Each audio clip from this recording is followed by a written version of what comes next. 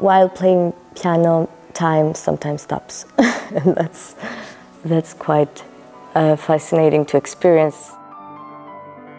My name is Aikaterini Katamatze.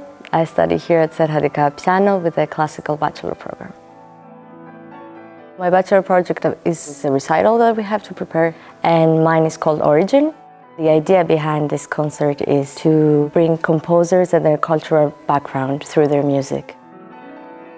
Both of my parents are Georgian, but I was born and raised in Greece. Yeah, the topic of identity was always a part, and it's fascinating to see that classical composers want to enhance parts of their culture. Before coming here, I wasn't aware of how many courses the school had to offer for me. Each lesson is kind of an energy boost for me.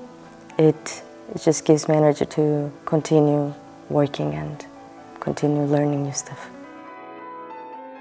My wish for the future, to have people around me that are passionate about what they're doing and about classical music in my case, and to have this inspirational environment is very important for me.